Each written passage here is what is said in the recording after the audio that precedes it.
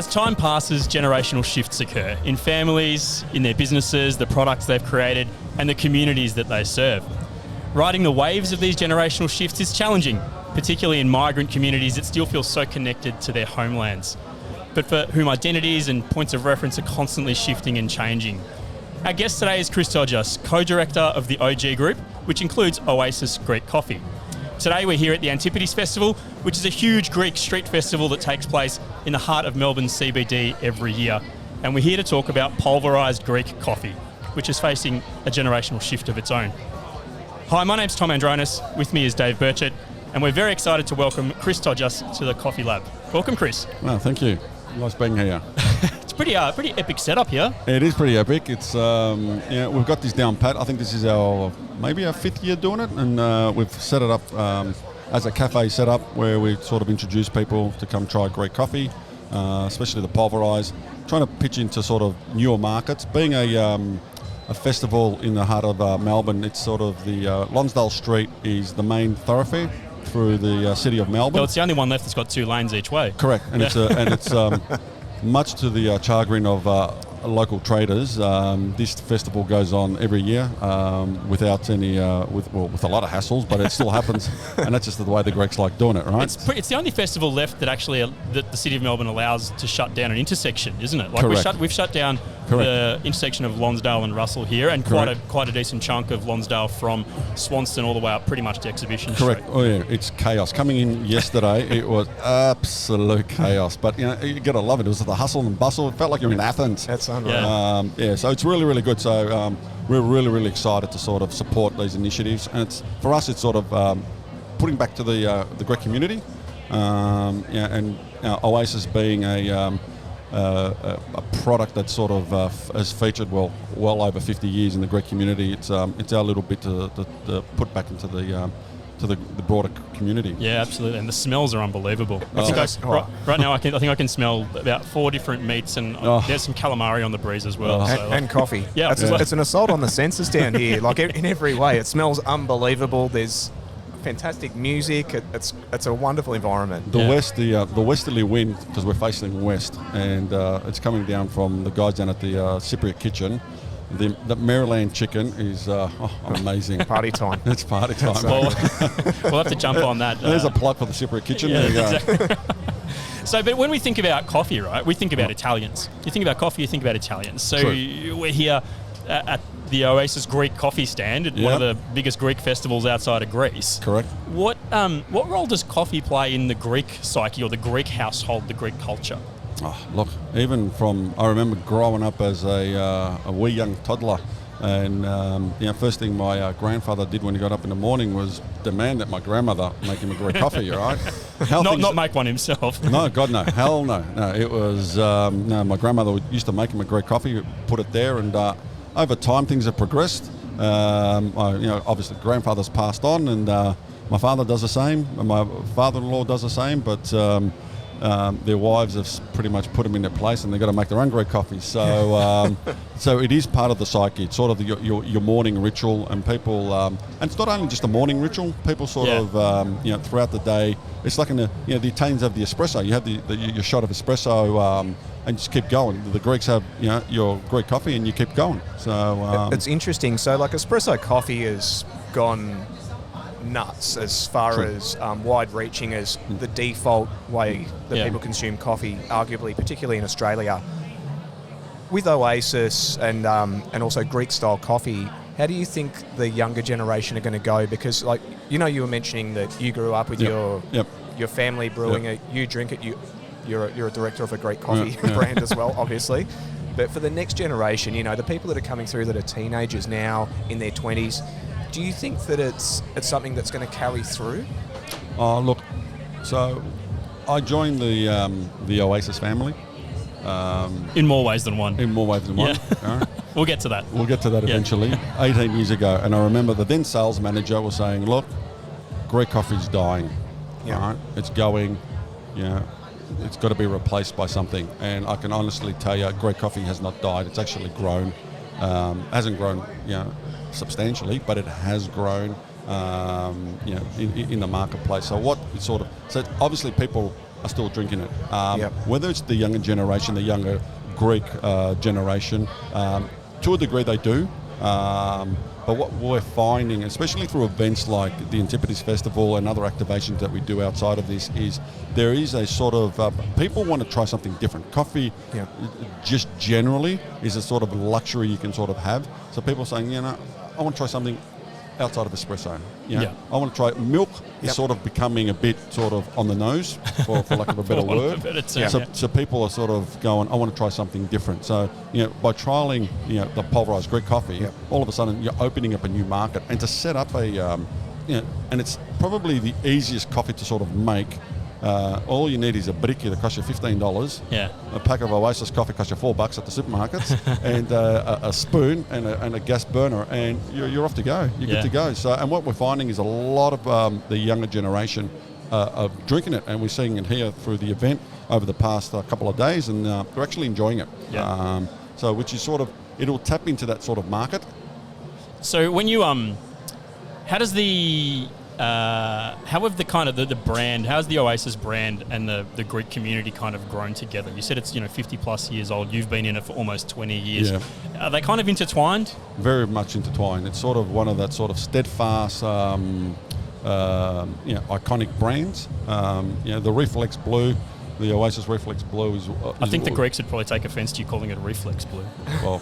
That's the what is it, the PMS colour? Yeah, the Pantone colour. The Pantone colour. It's the Pantone colour, right? Yeah. But it's the Oasis Blue. So people identify it as being the Oasis Blue, and it's always been part and parcel of the Greek community.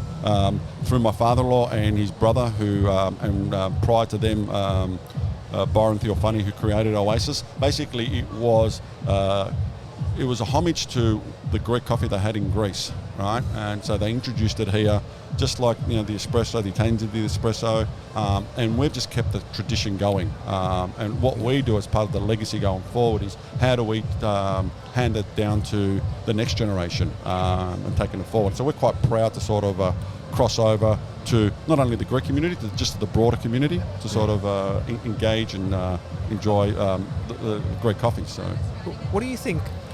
Obviously, it's an older heritage loved brand, but what do you think makes Oasis different to other Greek-style coffees or coffees that are imported from Greece? Because even just being down here this morning, there's so many people that have come past the stand that have said, "Oh, Oasis, I love the coffee; it's fantastic." Even people that are from Greece have said, "Can we get this at home?" What do you think that is? The secret recipe. Look. The recipe has stayed the same for 50 odd years, so we haven't changed it. The bean complexity, it is a blend of beans, out of Brazil, Indians. There's also some Papua New Guinea coffee as well. Don't give too much away. Colonel Sanders doesn't give away the 11 herbs and spices. But the secret is the way it's pulverized. So we have our pulverizers back at our factory. I think they're about 70 years old.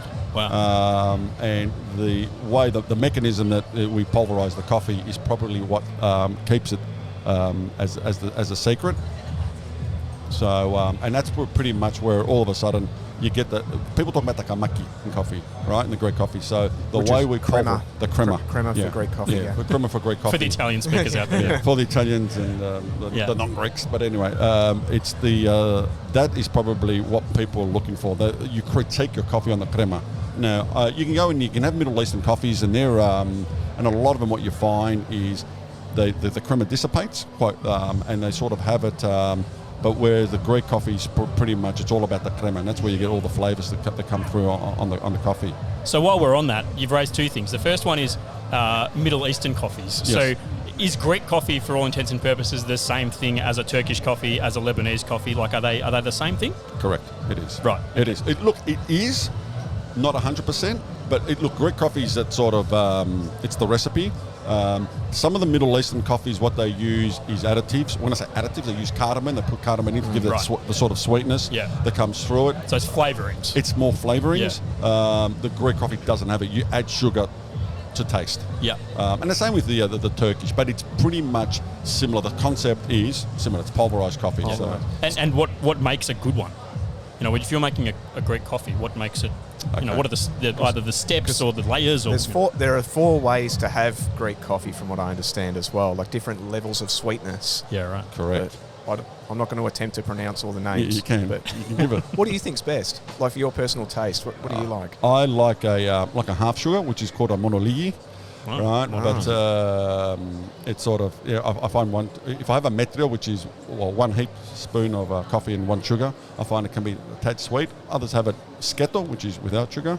Brave. You have to be brave to have it sketo. Yeah, sketo, you got to be brave. Hardcore. Hardcore. Or you can have a gliko, which is basically 1 coffee, 2 sugars, and that becomes quite viscous, and it's sort of but if you got a sugar rush, you want a sugar rush, you do that. But look, I think it's in the brewing. That's what sort of like we're using automated machines here today to sort of to dispense coffees. What you'd normally do is you do your traditional brickie setup, and again, each person has their own way of brewing it. So I was taught as a youngster, you put your water in the brickie, you let it simmer, then you add your coffee, then you add your sugar, and you stir it slowly. It's got to be on a low medium heat, and you stir it to boil. And as it comes to boil, you pull it off, and then you pour. So that could take anywhere up to a minute and a half, 2 minutes. Right. Others go cold water with coffee and do it. And again, it's mix it at the start. Yeah, they mix it at the start, right? But I prefer to sort of have that sort of pre-infusion, pre-warm up the coffee before you sort of bring it up to boil. Is there an objective right way of doing it? No. Well, that's the thing. So it's like with brewing coffee, there's no one way to do it with any brew method, right? Correct. So Greek coffee's the same, from the sounds of it. Definitely. So let's take a few steps back. Where did your family's association, or the family that you've married into, I suppose, where did that family's association with Oasis begin? Okay, so my father-in-law Dennis and his brother Peter Patistias, and another gentleman by the name of Paul Theodore, they bought Oasis from Byron Theophany back in 1980. So these gentlemen, they used to run little diners and restaurants through the Melbourne CBD. So not far from where we're sitting right now. No, down Swansea Street, there used to be a whole bunch of diners. And I remember, you guys were probably not old enough to remember, they used to have these little diners, used to have little jukeboxes on the on the counter. So they used to run those sort of shops there. They also ran a restaurant at the old Southern Cross on Exhibition Street, which has now become, I don't know, something, I think Farmer's Daughter or something like that down there. Oh, yeah. So they used to run the sort of restaurants there. So they had young families, and it came across that they wanted to spend time with their families.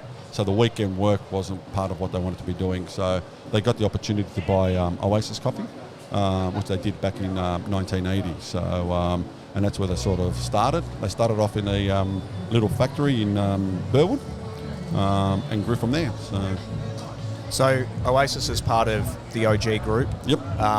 So what's the connection with Oasis, Griffiths Brothers, and the OG group generally? Right. So Oasis. So the gentleman bought Oasis back in 1980, and in around 1984, 1985, they were having growing pains, which is a good thing to have. They needed they needed a bigger roaster. So in 1986 or thereabouts, Griffiths Coffee and Tea was up for sale. So the company that owned Griffiths Coffee and Tea, which was DJ Fowler, which is based out of Adelaide, thought coffee's not going to go well. We're going to back in tea. So they decided we're going to get rid of our coffee division. All right. So wow. Talk about misreading the tea leaves. Yes, they definitely misread the tea leaves on that one. So effectively, what happened there was, my father-in-law and his brother, they decided, we're going to snap up Griffiths Coffee, and in Mulgrave, where we are now, and that's where sort of the two entities merged and have been ever since. Wow. And you started your career in corporate finance. Yes. And now you're not in corporate finance anymore. You're very much in a family business. Yes. What kind of, the Greeks would say posapodho, but how did you end up here? How did I end up here? Yeah. Well, it's a funny story. So my business partner, Peter Patistias, he was also in corporate finance, and he would have we got on really, really well. And he joined the family business, a couple of years before I did. And I was working for a large Australian bank at that stage, and he kept making overtures, come join the business. I said, no. That whole sort of family dynamic, I just don't need to get messed up with that sort of stuff, right? Yeah. And anyway, he made me an offer too good to refuse. It wasn't a horse's head in the bed, but it was close. It was close enough. But anyway, so so I took the leap back in 2004 and joined the business, and haven't looked back since. It's actually been being in the corporate world, back in the early 2000s, it was always just a number. And joining a family business, it's just a totally different dynamics. So did that make the decision a little easier? Were you getting to a point in your career where you were like, I want to mix it up and I want to... Yeah, I needed to check out. It was, it was, I was in my early 30s then, and I just gone, no, this is, I don't see it going much further here. And again, in the corporate game, it was almost who you knew and who you had to suck up to and this, that and the other, and that's not how I sort of run. And you weren't creating anything. You're just part of this massive machine, and as much as you're contributing, or you felt you're contributing, the validation really wasn't there. So and it's got to be more to life than just sort of turning up and picking up a paycheck. But I mean, the change though from the corporate world to a family business is quite stark. Were you skeptical or nervous, or how did you feel about that process? Oh, look, it was it was a bit of a leap of faith, because I'd seen, obviously, I'm married to the owner's daughter, right? And and having seen how they used to run the business, not that it was run like a family business, right? And it was a cast of thousands. And I won't say thousands, but there was a lot of people there, and everyone was related. And everyone was related, and they were a bit antiquated in their processes. Kudos to the directors, both Dennis and Peter Patisius. They saw the need to sort of change, to modernise. Right. So Peter has got his skill set, and then I brought in a different skill set, more from an operational and a financial perspective. So I brought that skill set in. And what we identified was these are the steps that we need to do to go forward, and we went through that sort of process, and it's been challenging, especially early on, and more proving to the staff that he's not the son-in-law, is just getting a job because he's a son-in-law. That sort of nepotism. It's almost you have to work doubly hard to sort of prove yourself in the face of everybody else. So that's a really challenging thing. It's a huge disadvantage actually in a way coming in. Yeah. Was it what you expected though? Like, so I'm sure being in the family, when you're having dinner with everyone, you'd hear about things that were happening in the business. When you took the leap or were made to join or whatever happened, did you ever have a moment when you got there and you went, oh, wow, this isn't what I thought was going on, or it was? Did you get what you expected? Look, all I had experienced up to that stage in my professional working life was corporates, right? And everything was systems and processes and suits and ties and the whole sort of stuff there. So I remember turning up and some of the extended family members working the business were sort of, pardon the pun, taking the piss. I'm just going, okay, all right, I've got to tread carefully here. Others were, there was other people in the business that were, oh my goodness, I'm thinking, you guys are supposed to be like senior management here, and they were acting like brats, like children. I've just gone, what the hell have I got myself into? I actually had a run-in with one of the workers. I won't mention the title, but anyway, and to the point where we'd gone toe to toe. And look, and I'm 6'4", right? And this guy here was about 5'10". And he came toe to toe, so this guy was on his tippy toes, right? And he's giving me an absolute spray, and it was all over basically a reimbursement of a car parking fee. Oh wow! So what happened? I'm going to go on a tangent here, right? So what was happening? These guys would go out and they're doing their business, and then putting in their reimbursements and expecting to get paid back straight away. So we're talking about $4 here, $5 here, right? So look. Just to make it easy on everybody, let's put a process in place. Every week you just put in your reimbursements and we'll pay you, right? Well, he didn't like that. He just went off. He goes, you expect my boys to fund your business and this, that, and the other. I said, we're talking $4 here, $5. Right? If you want, I can pay you interest for a week.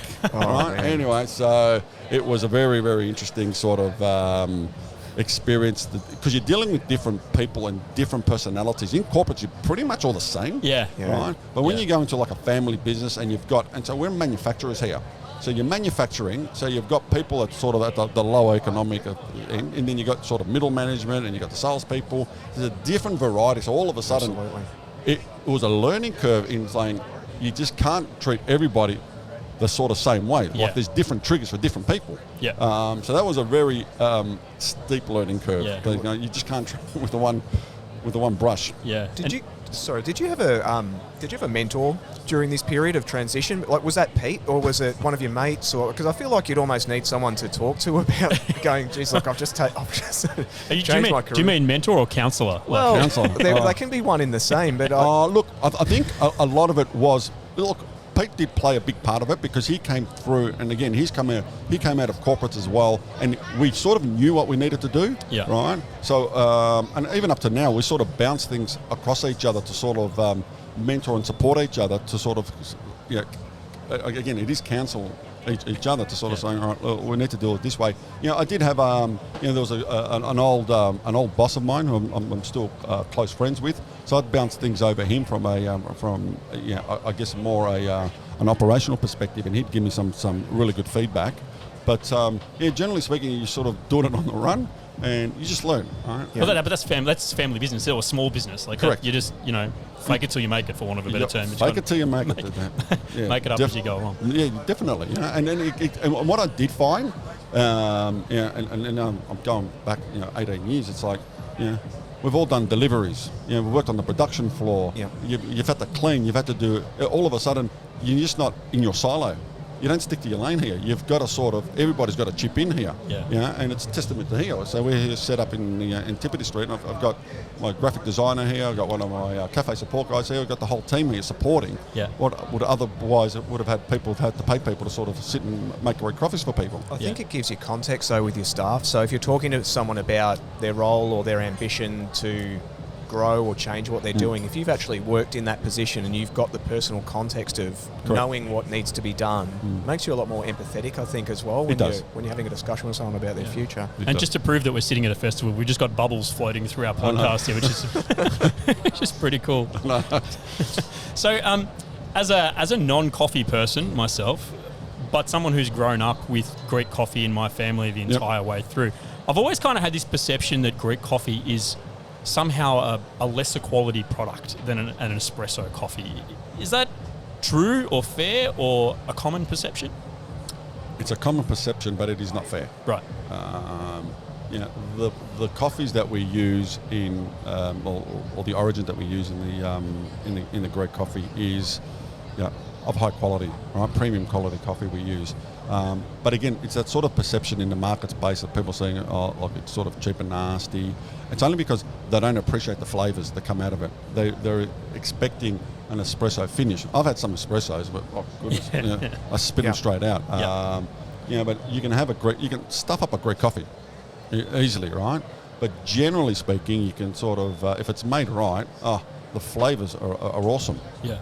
So how does the nature of it being pulverized differ from what, from an espresso coffee? All right. So it's all about the granulometry. Pulverizing goes down to 35 microns, right? So you've got to talk about water's at 20, so it's quite fine. It's almost like flour. So we're talking about a very thin powder, icing sugar almost. So espresso is what is it? 120? What's the granulometry on an espresso? Around 120. Yeah, it's about 120. So when you look at it from, if you go from plunger all the way down to pulverized coffee, plunger is probably going to be sitting at 180. So it's quite coarse. Right, so all of a sudden it's about the infusion rates. So whereas when you come down to pulverized being 30, 35, 40 microns, what happens is that sort of the infusion, it's almost, it's the purest form of coffee you're going to have. Where under the other forms, you get water going through coffee to get the extractions. Whereas with the pulverized coffee, what you're doing is you're adding water with the coffee and you're mixing it through. And you're actually consuming the bean, the coffee itself. You are consuming it. So what you would get at the bottom of the cup will be a little bit of a sludge. Yeah, I'm just getting there now. Yeah, there we go. You've got the little sludge. You don't drink the sludge. It's like David had his parents here before, and he was explaining to him it's like a Guinness. right? So you got to let My it settle. parents are from the UK, so right. You need a cultural point of reference. It's a cult. But they loved it. They were converted Correct. immediately. My dad was like, "Wow, this is fantastic." Yeah. I think I heard the words. I need to go to Greece. Yeah, absolutely. I was telling them where to go next year. So Yeah. I've given them a few handy tips of where to go and spend their holidays in Greece. So there we go. I think one of the interesting things with Oasis and with what you do with the pulverizing as well, it is unique because a lot of companies, from what I understand, are now grinding because you've got operational challenges with the way True. that the coffee's processed, and even with espresso coffee, that's cut and ground. Yep. The pulverizing, it's like almost like smashing with hammers, and Correct. there is an extra flavour that you get with Oasis. You do. Because of that. Because from what I understand, you guys actually did some trials at one point of going, do we grind it? Because it'd be a little easier, and then you've had to go, nah, we've got to maintain the quality of what we're doing. We did. So we went to the US. So we engaged a US manufacturer that produces commercial grinders for the likes of some coffee company called Starbucks. Oh, it's just a small one, yeah. Just a small one. Yeah. So you might have heard of it. You might have heard of it. So So you were like, what's the smallest grinder you guys make? Correct.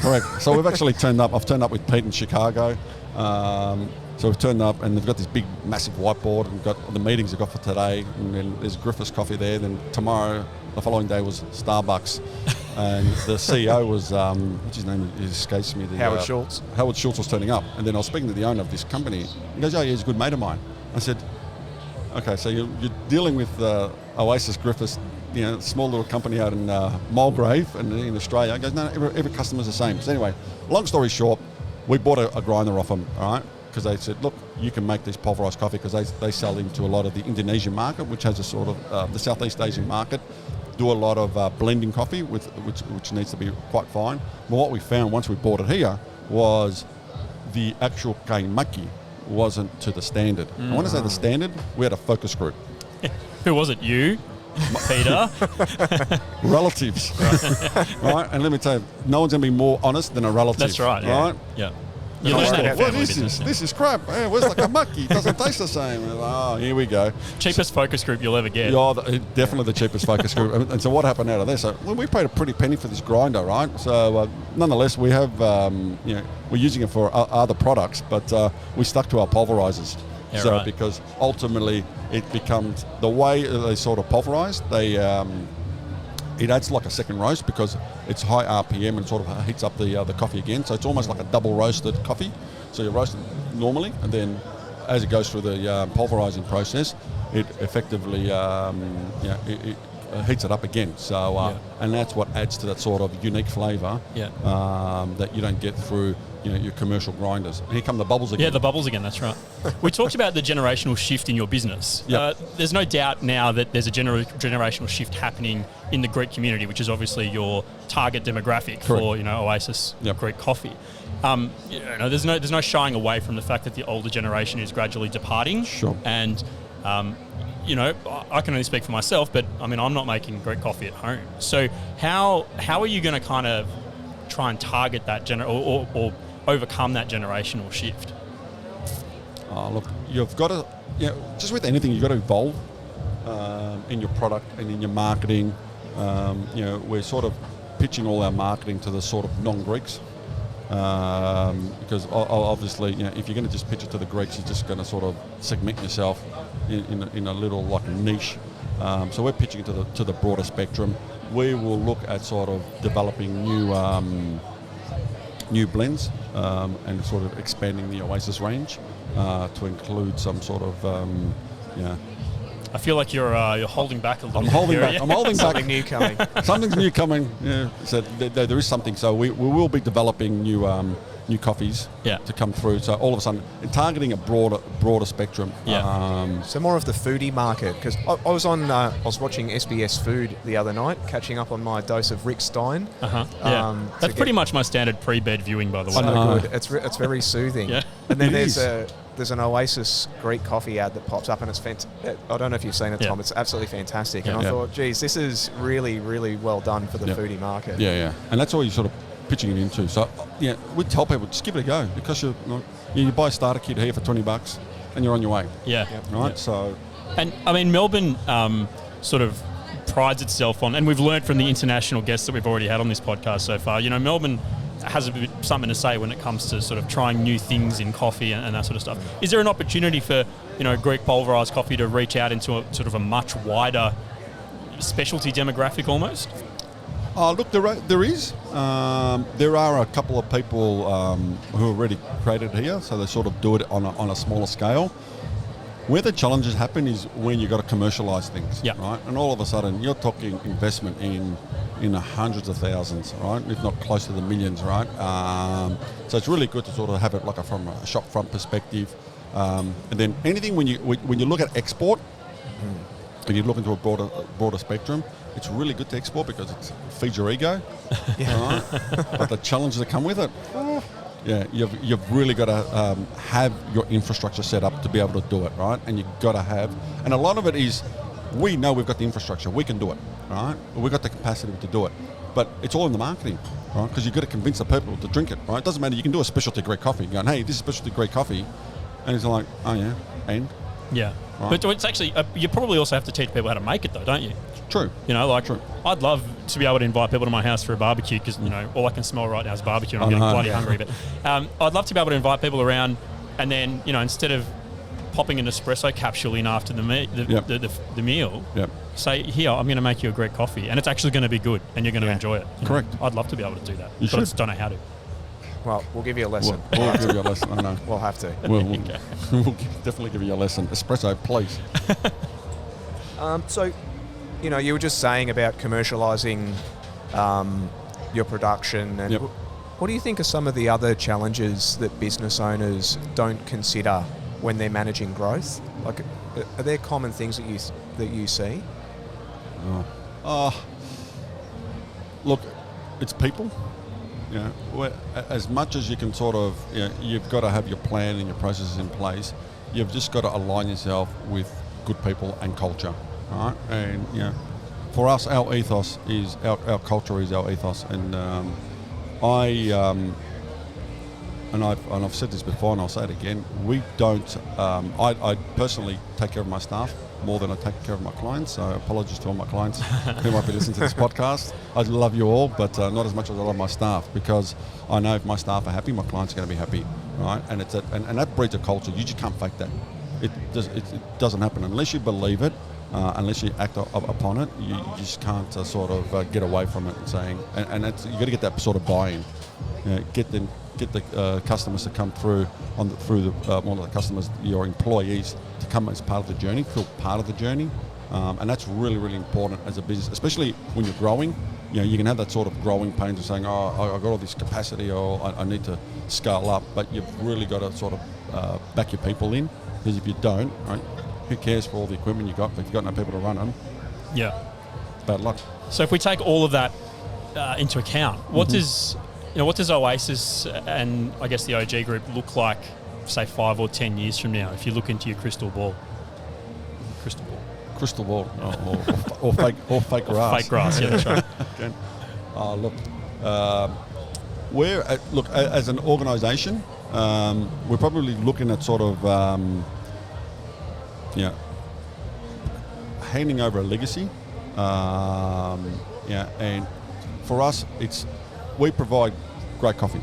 Right? We know that we do it. We've got the systems, but ultimately it's to provide a value to the sort of the broader community and to our customer base, to obviously provide them value based solutions to around their the business. So, and again, it's sort of when we don't want to be pigeonholed into just sort of doing, all right, you guys are just the Greek coffee boys out in Mulgrave who are doing nothing. Yeah. If it's one thing we've probably been accused of in the past is, we're almost like the black sheep of the coffee industry. So, the OG group, if you look at Griffiths Coffee, has been around since 1879, Australia's oldest coffee roaster, and Oasis being the oldest Greek coffee company here in Australia. We have a lot of pedigree. We have a damn lot of pedigree. So what we want to be doing is going forward. We want to be like the preeminent experts in all things coffee and sort of adding value to the sort of to the industry. And we'll probably start. We need to beat our chest a bit more, and that's probably what we've suffered in the past. But we're making we're making advances in that.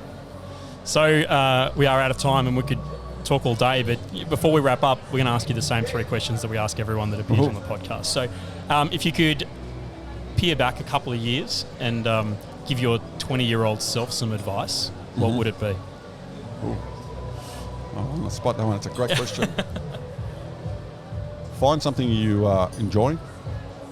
Really find something you enjoy, and it's hard as a 20-year-old. And I've got nephews who are 20 years old, and I look at them and I see where they're sort of starting in their path, experience life, and it's not a process. It's sort of, and you've got to go through the trials and challenges, and you're always learning. So you need to sort of evolve as a human, but ultimately do what you enjoy.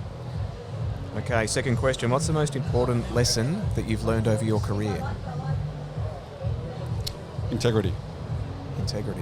Yeah, you've got to you've got to act with integrity, because otherwise, we talk about you fake it till you make it, but to the core, you need to be integral to the people you work with, but ultimately with yourself, because if you're not with yourself, you're just a sort of a charlatan, ultimately. But integrity sort of cuts through everything. And if you could start a completely new business tomorrow, maybe not coffee, maybe coffee, but maybe not, what would it be? That's a very good question. That's what we do here on the Coffee Lab podcast. It could be anything as well. Absolutely anything. Anything.